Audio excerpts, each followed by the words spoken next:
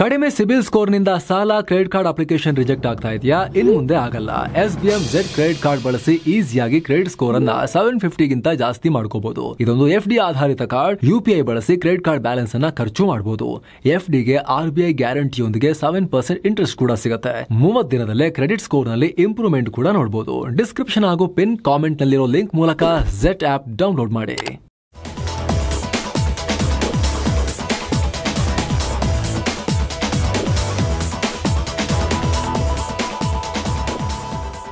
Hi friends, ಇದು mastmaga.com ನ international bulletin ಸುತ್ತು ಜಗತ್ತು. ನಾನು ಅಮರ್ ಪ್ರಸಾದ್. ಭಾರತದ ಮೇಲೆ ಮತ್ತೊಂದು ಬದಿಯಿಂದ ದಾಳಿ ಮಾಡ್ತೀವಿ, ಈ ಸಲ ಪೂರ್ವದಿಂದ ಅಟ್ಯಾಕ್ ಶುರು ಮಾಡ್ತೀವಿ ಅಂತ ಪಾಕಿಸ್ತಾನ ದೊಡ್ಡ ಪ್ರಚೋದನೆ ಕೊಟ್ಟಿದೆ. ಬಾಲ ಅಲ್ಲಾಡಿಸ್ಕೊಂಡು ಕಾಲು ಕೆರ್ಕೊಂಡು ಮತ್ತೆ ಬಂದಿದೆ ಈ ಪಾಕಿಸ್ತಾನ. ಒಂದ್ಸಲ ಕೊಟ್ಟಿದ್ದು ಸಾಕಾಗಿಲ್ಲ ಅವರಿಗೆ. ಸ್ನೇಹಿತರೆ, ಪಾಕಿಸ್ತಾನದ ಮೇಲೆ ಭಾರತ ಮತ್ತೊಂದು ಸುತ್ತಿನ ದಾಳಿ ಮಾಡಬಹುದು, ಎರಡನೇ ಆಪರೇಷನ್ ಸಿಂಧೂರ್ ನಡೀಬಹುದು ಅನ್ನೋ ಚರ್ಚೆ ಪಾಕಿಸ್ತಾನದ ಒಳಗಡೆ ಆಗ್ತಾ ಇತ್ತು. ಇದರ ಬಗ್ಗೆ ಮಾತನಾಡಿರೋ ಪಾಕ್ ಸೇನಾ ವಕ್ತಾರ director general Ahmed Sharif Chaudhry DGISPR open ಆಗಿ ಈ ರೀತಿ ಧಮಕಿ ಹಾಕಿದ್ದಾನೆ. ಗೊತ್ತಲ್ಲ, ಈತನೇ ಆರ್ಮ್ಡ್ ಫೋರ್ಸಸ್. ಅವಾಗ ಪ್ರೆಸ್ ಕಾನ್ಫರೆನ್ಸ್ ಅಲ್ಲೆಲ್ಲ ಬಂದು ದಿನ ಬೆಳಗಾದ್ರೆ ಹಗಲು ರಾತ್ರಿ ಬಂದು ಆರ್ಮ್ಡ್ ಫೋರ್ಸಸ್ ಅಂತ ಹೇಳ್ತಾ ಇದ್ನಲ್ಲ, ಇದೇ ಮನುಷ್ಯ ಈಗ ಈ ರೀತಿ ಹೇಳ್ಕೊಟ್ಟಿದ್ದಾರೆ. ಉಗ್ರನ್ ಮಗ ಈತ, ಅಫಿಷಿಯಲಿ ಈತನಪ್ಪ ಉಗ್ರನೇ. ಈತ ಈ ರೀತಿ ಧಮಕಿ ಹಾಕಿದ್ದಾನೆ. ಭಾರತ ಏನಾದರೂ ಮತ್ತೆ ನಮ್ಮ ವಿರುದ್ಧ ಆಪರೇಷನ್ ಸಿಂಧೂರ್ ತರಹದ ಯಾವುದೇ ಕಾರ್ಯಾಚರಣೆ ನಡೆಸಿದ್ರೆ ನಾವು ಕೂಡ ಭಾರತದ ಒಳಗೆ ನುಗ್ಗಿ ದಾಳಿ ಮಾಡ್ತೀವಿ ಅಂತ ಹೇಳಿದ್ದಾನೆ. ಅಲ್ಲದೆ ಈ ಸಲ ವೆಸ್ಟರ್ನ್ ಫ್ರಂಟ್ನಿಂದ ಮಾತ್ರ ಅಲ್ಲ, ಈಸ್ಟರ್ನ್ ಫ್ರಂಟ್ ಪೂರ್ವದಿಂದ ಕೂಡ ದಾಳಿ ಮಾಡ್ತೀವಿ, ಭಾರತದ ಒಳಗಡೆ ಡೀಪ್ ಸೈಡ್ಗೆ ಹೋಗಿ ಅಟ್ಯಾಕ್ ಮಾಡ್ತೀವಿ ಅಂತ ಹೇಳಿದ್ದಾನೆ. ಮೋದಿಯ ಉಗ್ರ ದಾಳಿಗಳನ್ನ ಡಿಸೈಸಿವ್ ಫೋರ್ಸ್ನಿಂದ ಫೇಸ್ ಮಾಡ್ತೀವಿ ಅಂತ ಹೇಳಿದ್ದಾರೆ. ಸೊ ಭಾರತ ಮುಂದೆ ದಾಳಿ ಮಾಡಿದ್ರೆ ನೀವು ಯಾವ ರೀತಿ ಪ್ರತಿಕ್ರಿಯೆ ಕೊಡ್ತೀರಿ ಅಂತ ಇಂಟರ್ವ್ಯೂನಲ್ಲಿ ಪ್ರಶ್ನೆ ಕೇಳಲಾಗಿತ್ತು. ಅದಕ್ಕೆ ಉತ್ತರಿಸಿರೋ ಈ ಉಗ್ರನ ಮಗ ಚೌಧರಿ ಈ ರೀತಿ ಉತ್ತರ ಕೊಟ್ಟಿರೋದು. ಎಲ್ಲಿ ಬೇಕಾದರೂ ಹೊಡಿಬೋದು ನಾವು ಭಾರತಕ್ಕೆ, ಇದನ್ನು ಅರ್ಥ ಮಾಡ್ಕೋಬೇಕು ಭಾರತ ಅಂತ ಹೇಳಿದ್ದಾನೆ. ಜೊತೆಗೆ ನಾವು ನೆಕ್ಸ್ಟ್ ಟೈಮ್ ತಿರುಗಿ ಬಿದ್ದರೆ ಪೂರ್ವದಿಂದಲೇ ಮೊದಲು ದಾಳಿ ಮಾಡ್ತೀವಿ, ಇನ್ಸೈಡ್ ಇಂಡಿಯಾವನ್ನು ಟಾರ್ಗೆಟ್ ಮಾಡ್ತೀವಿ ಅಂತ ಹೇಳಿದ್ದಾನೆ. ಆದರೆ ಪೂರ್ವದಿಂದ ಹೇಗೆ ದಾಳಿ ಮಾಡ್ತಾನೆ ಅನ್ನೋದ್ರ ಬಗ್ಗೆ ಹೇಳಲಿಲ್ಲ. ಇರೋ ಹರಕು ಮುರುಕು ಹಡಗುಗಳನ್ನು ತಗೊಂಡು ಅಲ್ಲಿಂದ ಬಂದು ಬೇ ಆಫ್ ಬೆಂಗಾಲಿಗೆ ಬಂದು ದಾಳಿ ಮಾಡೋಕ್ಕಾಗತ್ತಾ? ಅಷ್ಟು ತಾಕತ್ತಿದೆಯಾ? ಬೇ ಆಫ್ ಬೆಂಗಾಲ್ಗೆ ಈ ತನ್ನ ಹರಕು ಮುರುಕು ಹಡಗುಗಳು ಬರಬೇಕಂದ್ರೂ ಕೂಡ ಅರಬ್ಬಿ ಸಮುದ್ರದಲ್ಲಿ ನಾವು ನೌಕಾಪಡೆಯಿಂದ ಆಡ್ಕೊಂಡು ಹೋಗಬೇಕಲ್ಲ.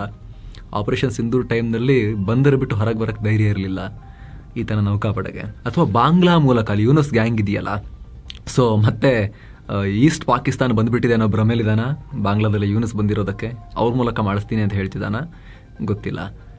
ಆದರೆ ಪೂರ್ವದಿಂದ ದಾಳಿ ಶುರು ಮಾಡ್ತೀವಿ ಅಂತ ಹೇಳಿದ್ದಾನೆ. ಜೊತೆಗೆ ಕಾಶ್ಮೀರ ವಿಚಾರದಲ್ಲಿ ನಮ್ಮ ನಿಲುವು ಯಾವತ್ತೂ ಬದಲಾಗಲ್ಲ ಅನ್ನೋ ಹೇಳಿಕೆಯನ್ನು ಕೂಡ ಕೊಟ್ಟಿದ್ದಾನೆ.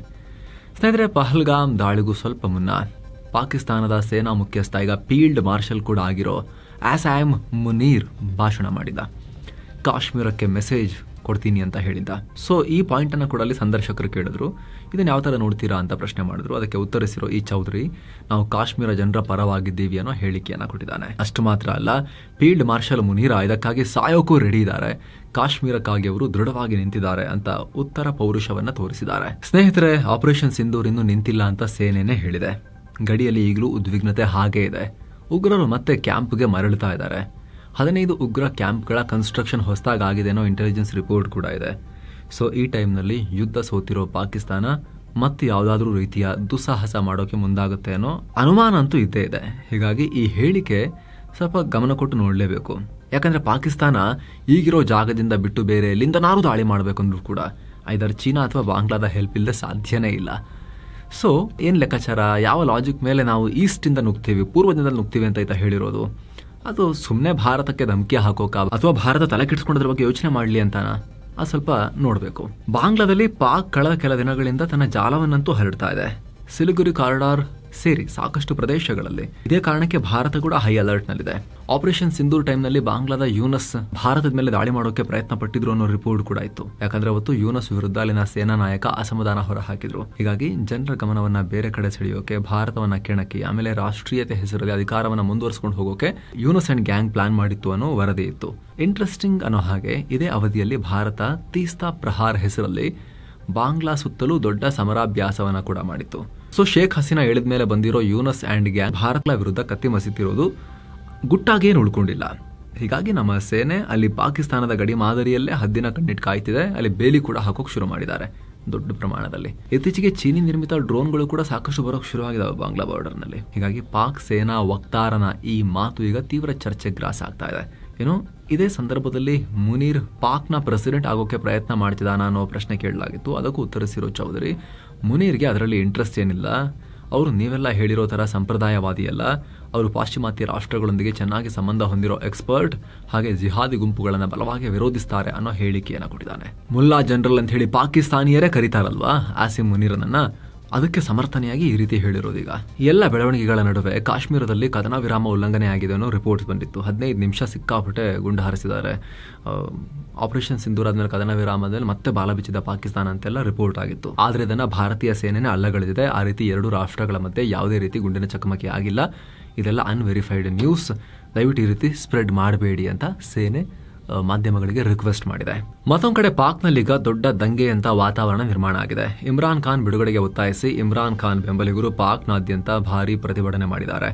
ಈ ವೇಳೆ ಖಾನ್ ಬೆಂಬಲಿಗರು ಮತ್ತು ಪಾಕ್ ಪೊಲೀಸರ ಮಧ್ಯೆ ಘರ್ಷಣೆಯಾಗಿದೆ. ಕೆಲ ಕಡೆ ಕಲ್ಲು ತೂರಾಟ ಕೂಡ ನಡೆದಿದೆ, ಬೆಂಕಿ ಇಟ್ಟಿದ್ದಾರೆ. ಪ್ರತಿಭಟನೆ ಹತ್ತಿಕ್ಕೋ ನಿಟ್ಟಿನಲ್ಲಿ ಪಾಕ್ ಪೊಲೀಸರು ಪ್ರತಿಭಟನಾಕಾರರ ಮೇಲೆ ಅಶ್ರುವಾಯು ಕೂಡ ಪ್ರಯೋಗ ಮಾಡಿದ್ದಾರೆ, ಗುಂಡು ಹಾರಿಸಿದ್ದಾರೆ. 500ಕ್ಕೂ ಅಧಿಕ ಇಮ್ರಾನ್ ಖಾನ್ ಬೆಂಬಲಿಗರನ್ನ ಅರೆಸ್ಟ್ ಮಾಡಲಾಗಿದೆ. ಅಲ್ಲದೆ ಪಾಕ್ನ ಹಲವು ಕಡೆ ಸೆಕ್ಷನ್ 144 ಜಾರಿ ಮಾಡಲಾಗಿದೆ. ಹಾಗೂ ಇಮ್ರಾನ್ ಖಾನ್ರನ್ನ ಬಂಧಿಸಿಟ್ಟಿರೋ ಅಡಿಲಾಲ್ ಜೈಲ್ನ ಸುತ್ತಮುತ್ತ ಸುಮಾರು 4,000 ಪೊಲೀಸರನ್ನ ನಿಯೋಜಿಸಲಾಗಿದೆ. 4,000. ಇತ್ತ ಅಮೆರಿಕದಲ್ಲೂ ಕೂಡ ಇಮ್ರಾನ್ ಖಾನ್ರ PTI ಪಕ್ಷದ ಕಾರ್ಯಕರ್ತರು ಪ್ರತಿಭಟಿಸಿದ್ದಾರೆ. ಅಮೆರಿಕದಲ್ಲಿರೋ ಪಾಕ್ ರಾಯಭಾರ ಕಚೇರಿ ಮುಂದೆ ಇಮ್ರಾನ್ ಖಾನ್ರನ್ನ ರಿಲೀಸ್ ಮಾಡಬೇಕು ಅಂತ ಒತ್ತಾಯಿಸಿ ಪ್ರತಿಭಟನೆಯಾಗಿದೆ. ಆಗಸ್ಟ್ 5ಕ್ಕೆ ಇಮ್ರಾನ್ ಖಾನ್ರನ್ನ ಬಂಧಿಸಿ ಸುಮಾರು 2 ವರ್ಷ ಕಳೆದಿದೆ. ಹೀಗಾಗಿ ಅವರನ್ನ ಬಿಡುಗಡೆ ಮಾಡಬೇಕು ಅಂತ ಈ ಪ್ರತಿಭಟನೆಗಳಾಗಿವೆ. ಮತ್ತೊಂದು ಕಡೆ ಪಾಕಿಸ್ತಾನದಲ್ಲಿ ಬಲೂಚಿಗಳ ಸ್ವಾತಂತ್ರ್ಯ ಹೋರಾಟ ಕೂಡ ಮುಂದುವರೆದಿದೆ. ಪಾಕ್ ಸೇನೆ ಗುರಿಯಾಗಿಸಿ ಬಲೂಚ್ ಲಿಬರೇಷನ್ ಪಡೆ ಸುಧಾರಿತ ಸ್ಫೋಟಕದ ಮೂಲಕ ದಾಳಿ ಮಾಡಿದೆ. ಪರಿಣಾಮ ಪಾಕ್ ಸೇನೆ ಮೇಜರ್ ರಿಜ್ವಾನ್ ಸೇರಿ 3 ಸೈನಿಕರನ್ನ ಕಳ್ಕೊಂಡಿದೆ. ಅಲ್ಲದೆ ಇನ್ನು 3 ಸೈನಿಕರು ಗಂಭೀರವಾಗಿ ಗಾಯಗೊಂಡಿದ್ದಾರೆ. ಬಲೂಚಿಸ್ತಾನದ ನುಷ್ಕಿ ಅನ್ನೋ ಕಡೆ ಬಲೂಚ್ ಪಡೆ ಈ ದಾಳಿ ಮಾಡಿದೆ. ಏನೋ ಭಾರತ ವಿರೋಧಿ ಟ್ರಂಪ್ ರಷ್ಯಾ ಜೊತೆಗಿನ ಅಮೆರಿಕ ಸಂಬಂಧದ ಬಗ್ಗೆ ದೊಡ್ಡ ಸ್ಟೇಟ್ಮೆಂಟ್ ಕೊಟ್ಟಿದ್ದಾರೆ. ರಷ್ಯಾದಿಂದ ನಾವೇನು ಖರೀದಿ ಮಾಡ್ತಿದ್ದೀವಿ ಅನ್ನೋದೇ ನನಗೆ ಗೊತ್ತಿಲ್ಲ, ಇದರ ಬಗ್ಗೆ ನಾನು ಚೆಕ್ ಮಾಡಬೇಕಾಗಿದೆ ಅಂತ ಹೇಳಿದ್ದಾರೆ. ಅಧ್ಯಕ್ಷ ಈತ ಜಗತ್ತಿಗೆಲ್ಲ ಖರೀದಿ ಮಾಡಬೇಡಿ ಅಂತ ಹೇಳ್ತಾ ಹೋಗ್ತಿರೋ ಸೋ ಕಾಲ್ಡ್ ಅಧ್ಯಕ್ಷ, ಅಮೆರಿಕದ ಅಧ್ಯಕ್ಷ, ಭಾರತ ಹೇಳಿದೆಯಲ್ಲ ನೀವು ಖರೀದಿ ಮಾಡ್ತೀರಂತಲ್ಲ ಬಿಲಿಯನ್ ಡಾಲರ್ದು ಅಣು ಇಂಧನಕ್ಕೆ ಸಂಬಂಧಪಟ್ಟಂಥ ಮೆಟೀರಿಯಲ್ ಕೂಡ ಖರೀದಿ ಮಾಡ್ತೀರಂತಲ್ಲನ್ರಿ ಅಂಥೇಳಿ ಪ್ರೆಸ್ ಮೀಟ್ನಲ್ಲಿ ಕೇಳಿದಾಗ ಅದ್ರ ಬಗ್ಗೆ ನನಗೆ ಏನೂ ಗೊತ್ತಿಲ್ಲ, ಚೆಕ್ ಮಾಡಿ ಮತ್ತೆ ಹೇಳ್ತೀನಿ ಅಂತ ಹೇಳಿದ್ದಾರೆ ಅಧ್ಯಕ್ಷ. ಇಡೀ ಜಗತ್ತಿಗೆ ರಷ್ಯಾದಿಂದ ಖರೀದಿ ಮಾಡಬೇಡಿ ಅಂತ ಹೇಳ್ತಿರೋ ಅಧ್ಯಕ್ಷ.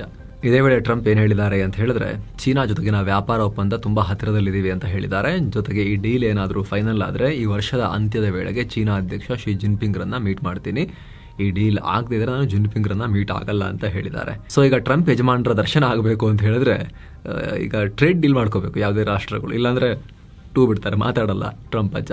ಈ ಮನುಷ್ಯ ಅಂತಾರಾಷ್ಟ್ರೀಯ ಸಂಬಂಧಗಳನ್ನ ಒಂದು ಜೋಕ್ ಮಾಡಿಬಿಟ್ಟಿದ್ದಾರೆ. Foreign policy language, diplomatic language, international relationship, ಅದಕ್ಕೊಂದು ಸ್ಟ್ಯಾಂಡರ್ಡ್ನೆಸ್ ಇತ್ತು ಮುಂಚೆ, ಅದಕ್ಕೊಂದು ಪರ್ಟಿಕ್ಯುಲರ್ ವೇನಲ್ಲಿ ಮಾತಾಡಬೇಕು ಅಂತೆಲ್ಲ ಎಷ್ಟೋ ವರ್ಷಗಳಿಂದ ಒಂದು ವ್ಯವಸ್ಥೆ ಮಾಡ್ಕೊಂಡು ಬಂದಿದ್ರು.